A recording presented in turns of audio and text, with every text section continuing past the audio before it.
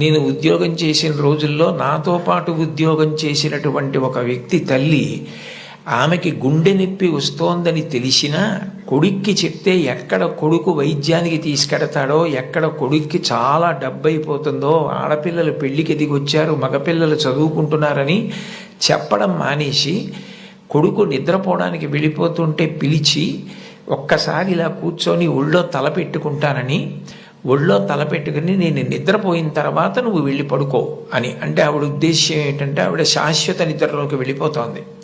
ఆ కొడుకు ఒళ్ళో తల పెట్టుకుని పడుకుంటే కొంతసేపటికి తల్లి కదలటం లేదని వాడు కదిపి చూస్తే తల్లి శరీర త్యాగం చేసేసింది. ఆ తర్వాత తెలిసింది, తన భార్య చెప్పింది, కొంచెం గుండెల్లో నొప్పిగా ఉందమ్మా, బరువు పని చేయలేకపోతున్నాను, కానీ వాడికి మాత్రం నువ్వు చెప్పకు సుమా అని ఒట్టేయించుకుందట కోడలతో. అది తల్లి అంటే. అమ్మ అంటే అంతటి ప్రేమైకమూర్తి.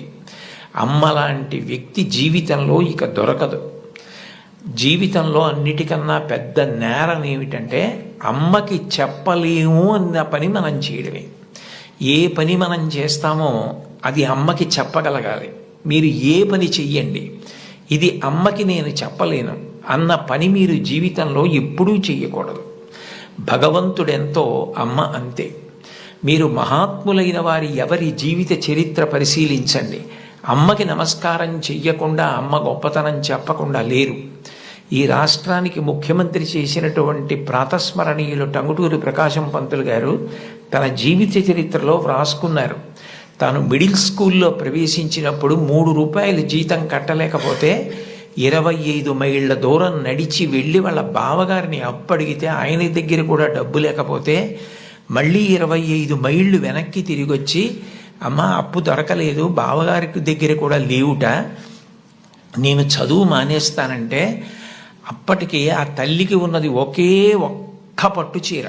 ఆ పట్టు చీర పట్టుకెళ్ళి ఆ రాత్రికి రాత్రి తాకట్టు పెట్టి ఆవిడ ఆ డబ్బు పట్టుకొచ్చి చదివిస్తే ప్రకాశం పంతులు గారు బ్యారిస్టర్ అయ్యి రాష్ట్రానికి ముఖ్యమంత్రి అయ్యారు.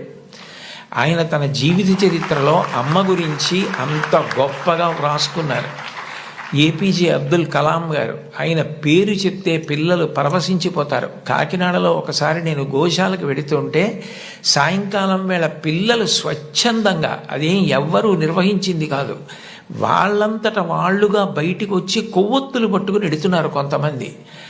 నాకు ఏమిటి ఇక్కడ ఏమీ కనపట్టలేదు, ఇక్కడ ఏమీ నినాదాలు లేవు, నడిపిస్తున్న వాళ్ళు లేరు, పిల్లలు ఎందుకు కొవ్వొత్తులు పట్టుకుని వెళ్తున్నారని నేను వాళ్ళని అడిగాను, ఏమ్మా ఎందుకు ఎడుతున్నారని. మహానుభావుడు అబ్దుల్ కలాం గారు శరీరం విడిచిపెట్టేశారండి, అందుకని కొవ్వొత్తులు పట్టుకుని ఎడుతున్నా ఉన్నారు. నేను ఈ మధ్య కాలంలో ఒక నాయకుడు వెళ్ళిపోతే, ఒక వ్యక్తి మరణిస్తే పిల్లలు స్వచ్ఛందంగా కొవ్వొత్తులు పట్టుకుని వెళ్ళడం చూసింది అబ్దుల్ కలాం గారి విషయంలో చూశాను. అటువంటి అబ్దుల్ కలాం గారు వింగ్స్ ఆఫ్ ఫైర్ అని ఇంచుమించు తన జీవిత చరిత్ర ఆ పుస్తకంలో వ్రాసుకున్నారు.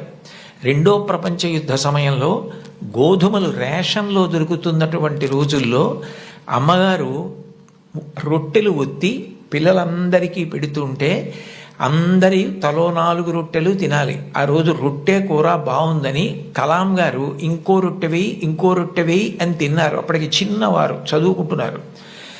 ఇంకో రొట్టె వెయ్యని తినేస్తే అన్నగారు వచ్చి, నువ్వు రొట్టెలు ఎక్కువ తినేశావు, 2వ ప్రపంచ యుద్ధం జరుగుతోంది, రేషను గోధుమలు దొరకట్లేదు, అమ్మకి రొట్టెలు లేవు, నీకు పెట్టేసింది, అలా తినచ్చా అన్నారు. అమ్మకి తినవలసిన రొట్లు తాను తినేశానన్న న్యూనతాభావంతో కలాం గారు బలబలా ఏడుస్తుంటే తల్లిగారు వచ్చి గట్టిగా కౌగిలించుకొని, నాన్న నువ్వు తింటే నేను తిన్నట్టేరా, నాకు చాలా సంతోషంగా ఉంది అంది మా అమ్మ.